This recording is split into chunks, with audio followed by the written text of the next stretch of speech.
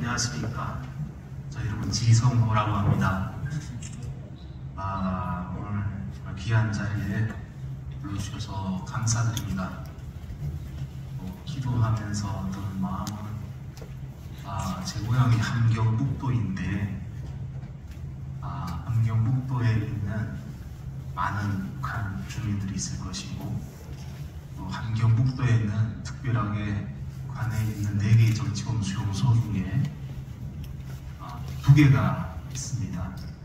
14호 정치범 수용소가 있고 15호 정치범 수용소가 있습니다. 그곳에는 하나님을 믿었다는 이유로 앞에서 배를 이어가면서 수감돼 살아가는 가족들도 있고 또 최근 들어서는 탈북을 하던 과정에 체포되어 가지고 북송되어서 정치범 수용소에 가는가 하면 우리가 지하교인이라고 이야기하죠. 중국에 넘어와서 한국 선교사들을 접촉해가지고 신앙을 받아가지고 북한에 가서 죽으면 죽으리라 이런 이제 원래 사역을 하다가 또 체포되면 몇 년 전에도 여러 사람이 정치범 수용소로 간 걸 알고 있습니다. 마음이 아프고 신앙인인 저로서는 참으로 안타깝습니다. 오늘 이제 늦은 시간까지 함께 해주시는데 어찌 보면 그 정치범 수용소에 살고 있는 죽어가는 사람들의 목까지 우리가 정말 같은 신앙인으로서 한반도에 함께 숨쉬는 신앙인으로서 여기 마지막까지 해주셨으면 좋겠다 이런 기도가 졌습니다. 저는 중증장애인입니다. 지체장애 2급을 갖고 있고 또 장애인인 이유는 왼쪽 다리와 왼쪽 손이 없습니다. 그래서 지금은 의족과 의수를 착용하고 생활하고 있습니다. 의정활동 4년 동안도 의족과 의수를 착용하고 의정활동을 했고요. 그럼에도 불구하고 수많은 전국에 있는 탈북민들을 찾아가서 만나고 혼자 봐주고 기도하고 이름으로 인해가지고 대한민국에 살고 있는 33,000명의 탈북민들이 저를 보면 친정아버지 같다고 합니다. 그 중에는 할머니 분들도 계시고 제가 보기에는 할아버지 분들도 계신데 저를 그렇게 말씀해 주실 때 감사했습니다. 북한의 수령이 이제 그 어버이라고 북한은 주민들에게 세뇌시키는데 저는 이제 수령당인데 어버이처럼 그래서 참으로 이제 감사한 마음도 있는데 제가 드리고 싶은 말씀은 그것이 인간의 행동으로만 나왔을까? 그것이 아니기 때문에 그들에게 마음에 가깝다고 생각합니다. 저는 하나님을 믿는 사람이고 말로 믿는 것이 아니라 실천을 생활을 통해서 실천하려고 노력하는 그런 신앙인 중에 한 사람입니다. 그렇다고 해가지고 지성호가 죄를 짓지 않고 사는 것은 아닙니다. 그럼에도 불구하고 제가 살아가는 모습 그리고 먼저 찾아가서 손을 잡아주는 그 모습이 그들이 마음에 열리고 더 나아가서는 제가 하나님을 믿자고 하면 하나님을 믿을 그런 자세가 이제 돼 있습니다. 그래서 참 저는 하나님께 감사하면서도 이 시대 가운데에서 하나님께서 작은 자를 하나 들어서 이렇게 사용하시는 모습을 보면서 하나님을 봅니다. 제가 중증장애인이라고 말씀드렸는데 저는 지금 이제 생존에서 숨을 붙이고 산다는 자체가 기적이고 대한민국에 와서 국회의원까지 했다는 더욱 기적이고 지금도 행복하게 살 수 있다는 것은 큰 기적입니다. 저는 일명 북한에서 이야기하는 꽃제비라고 부르는 거지 아이로 이제 살았습니다. TV 프로그램에서 가끔 나오는 길거리에 쓰레기를 주워먹는 그 아이가 지성호였습니다. 그 중에 한 사람이 지성호였습니다. 뼈밖에 없었고 등에 가죽에 살이 없었습니다. 제가 장애인이라고 말씀드렸는데 장애인으로 태어난 것도 아니고 저희 부모님은 저를 건강하게 태어나게 해주셨는데 북한 정권이 저를 장애인으로 만들었습니다. 먹을 것이 없었고 그 과정 가운데서 사람들이 굶어 죽어도 북한 당국은 이야기했죠. 일하러 나와야 되고 굶더라도 나라를 위해서 죽는 것이 영광이다 이렇게 이야기했습니다. 300만 명이 굶어 죽었는데 그들은 죽어가면서 죄책감을 갖고 굶어 죽었습니다. 이유는 수령도 쪽잠을 자고 주먹밥을 먹으면서 인민들과 함께 살고 있는데 쌀밥 한 그릇 못 먹이는 국민이 잘못됐다는 것에 대한 끊임없는 세뇌를 통해 가지고 사람들은 굶어 죽으면서 왜 죽는지 모르고 죽었고 수령의 미안함을 갖고 굶어 죽었습니다. 그 중에 300만 중에 한 명이 저희 할머니고 3, 4평 되는 집에서 할머니가 굶어 죽었는데 시체만 있고 여기도 뼈밖에 남지 않았는데 며칠을 먹지 못하니까 정신도 없었고 눈을 떠보니까 할머니가 굶어 죽었는데 그 시체를 놓고 살아남은 5가족 아버지고 어머니고 동생이고 저고 똑같은 생각을 갖고 있었는데 그것이 뭐냐면 한 달에 50kg의 옥수수 배급을 식량 배급 주는데 그것을 주지 않았었습니다. 그래서 굶어 죽었고 그것은 지금도 이어지고 우리가 이야기하는 임금체불 북한에서는 몇십 년을 이어지고 있습니다. 그 과정 가운데 일하러 안 나오면 끌려가는 것이고 고문당하는 것이고 그 가운데서 살아가려니까 북한 주민들이 얼마나 힘들겠습니까? 그래서 통일이 이루어졌으면 좋겠고 우리의 그 고통을 그 누군가 알아줬으면 좋겠고 그 가운데 하나님께서 저를 죽지 않고 살아서 이 땅에 보내주셨는데 오늘 이 자리에 서라가 보내주신 것이라고 저는 믿습니다. 할머니가 굶어 죽었는데 옥수가루 2kg를 배급받았습니다. 굶어 죽은 집에 한해서 주는 것입니다. 북한 노동당 간부들은 쌀밥을 먹고 식량백을 받아 먹습니다. 인민들만 그렇게 사는 것입니다. 그 식량 옥수수가루를 받아가지고 끓여 먹으니까 할머니 시체가 눈에 들어옵니다. 할머니처럼 굶어 죽으면 안 되겠다 싶어가지고 달린 열차에서 석탄을 훔치고 그것을 이제 등에 뼈밖에 없는데 그 석탄 자루를 메고 호호 방문하면서 팔아서 조금의 옥수수를 받으면 죽을 써가지고 생계를 연명했습니다. 등에는 뼈밖에 없으니까 가죽이 다 벗겨져가지고 그 땀에 석탄가루에 너무 힘들었습니다. 왜 사냐는 생각도 있었지만 그 당시에는 그렇게라도 살아남는 것이 최선의 방법이었기 때문에 모두가 그렇게 살았어요. 그 과정에 달린 열차에서 정신을 잃었는데 눈을 떠보니까 제 왼쪽 다리하고 팔이 철길 철로 위에 놓여져 있었고 그 60톤 화물 열차들이 밟고 지나가서 다리, 손이 다 잘렸습니다. 피가 나고 숨을 쉴 수가 없고 고통스럽고 죽음이 무섭고 그때 제 나이가 14살이었습니다. 모두가 죽는다고 이야기했고 의사 선생님들도 수술을 못한다고 했는데 저희 어머니가 의사의 바지가랑이를 잡고 눈물을 흘리면서 살려달라고 해서 수술장에 들어갔습니다. 근데 마취제도 없고 항생제가 없는 겁니다. 가지고 오라고 하는데 그걸 살 돈이 있었으면 제가 석탄을 훔치고 있었겠습니다.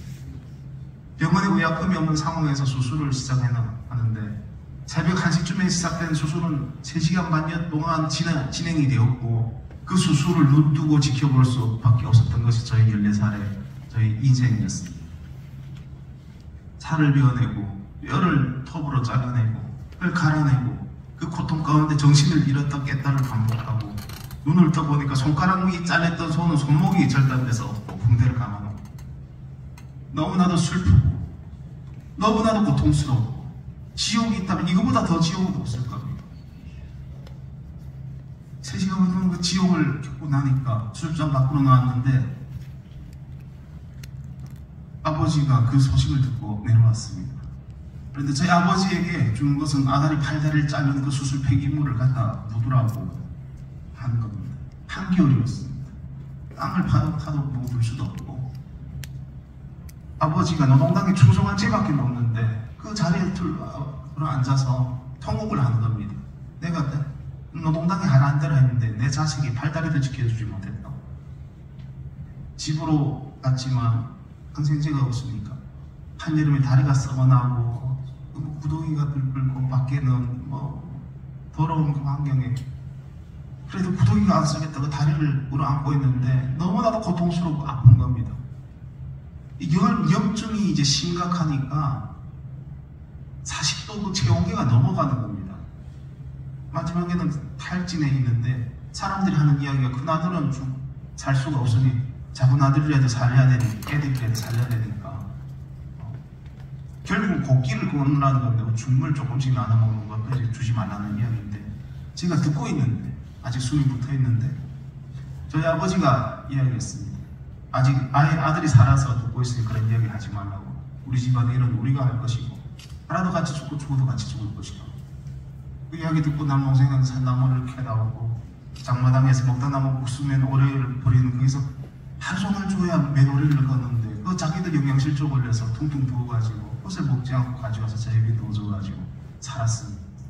모두가 죽는다고 했는데 그 살아남은 건 기적입니다. 저는 지금도 생각하는데 그 지옥 같았던 몇 개월 동안 그 순간순간에 죽고 싶을 만큼의 고통스러웠던 과정을 겪어내고 이겨냈던 것도 그렇지만 죽지 않고 살아남은 것은 하나님께서 살려주셨다고 생각합니다. 하나님께서 저를 국회의원 시켜주려고 살려주신 것이 아니라 동토의 같은 땅 그곳에 살고 있는 사람들의 그 고통을 국내 전 세계에 가가지고 그 땅에도 사람들이 있다고 알리라고 하나님 살려서 보내주셨다고 생각합니다. 제가 하는 이야기가 남의 이야기를 하는 것이 아니라 우리 가정의 이야기를 하는 것이고 저희 이야기를 하는 것입니다. 그 가정 가운데 살면서 천대받고 멸시받고 심지어 중국 가서 식량고라는 것이 이제 죄가 되어가지고 병신이 죽지 않고 살아남아가지고 나라 망신을 짓겠다고 구둣발로 짓밟는 그들을 보면서 저는 생각했습니다. 난 자유를 찾아 탈구할 것이다. 남조선의 나 같은 또래 친구들은 태어나면서부터 누리는 그 자유를 한순간이라도 숨쉬보고 죽고 싶어가지고 손도 없고 다리도 없고 먹발을 짚고 한쪽에는 손목이 없으면 손가락을 좀 끈으로 묶어가지고 뒤에는 개나리 보침을 메고 두만강을 헤엄쳐서 넘었고 중국 땅에 넘어오니까 탈북자들을 받아준 곳이 그 아무것도 없어가지고 중국에서 라오스, 라오스에서 미얀마, 미얀마에서 태국으로 6,000km를 목발을 짚고 자유를 한번 숨쉬어보겠다고 대한민국 와서 쌀밥을 한번 배워보겠다고 목숨을 걸고 죽기 살기로 때로는 죽을 뻔을 하면서 살아남아서 넘어왔습니다. 저는 대한민국에서 우리 가족들이 다 모여서 살고 싶었는데 정말 이제 아들이 팔다리 우수를 해줄 수도 없어서 아버지 노동한 대가를 평생을 모아도 팔다리를 해줄 우수를 해줄 수 있는 돈을 못 받는 그 북한에서 엄마가 중국으로 넘어가 식량국을 하겠다고 넘어간 것이 돌아오지 않는 그 엄마를 원망하면서 그 엄마를 찾으러 간 여동생이 돌아오지 않는 것을 보면서 원망하면서 살았고 그리고 대한민국에 와가지고는 우리 가족이 다 모여서 자유를 숨쉬고 함께 살고 싶어서 북한을 탈출했는데 일부 가족들은 자유를 찾아 살고 있지만 일부는 이 땅으로 오지 못했어요. 북에서 죽었어요. 대한민국에 넘어와가지고 북한에다 연락을 했는데 아버지가 보위부에 체포돼가지고 고문당해서 죽었답니다. 시체를 집에 갔다가 버렸답니다. 동네 사람들이 장례를 치러주는 지 일주일밖에 안 됐답니다. 내가 혼자 잘 먹으려고 이 땅에 온 거 아니거든요. 목숨을 건 게 이제 저 혼자 살려고 한 것이 아닙니다. 팔다리를 잃고 살아남아서 우리 가족들이 함께 살고 싶었습니다. 쌀밥을 같이 먹고 싶었습니다. 행복하게 함께 살고 싶었는데 할머니도 아버지도 저는 팔다리가 잘렸고 그 당시에 아버지가 한돌 좀 지난 저희 딸을 업고 넘어오다가 함께 체포돼가지고 그 아이는 할아버지가 매 맞아 죽는 모습을 보았고 다른 집에 이제 맡겨졌는데 제가 찾으려고 하다가 못 찾았는데 찾을 때쯤 되니까 그 집에 가니까 이제 아이가 죽었다고 그래서 가슴을 치면서 울었습니다. 할머니에서 아버지로 나에서 자식으로 북한이라는 정권에서 사대가 그렇게 죽어가면서 찾은 지성호의 자유입니다.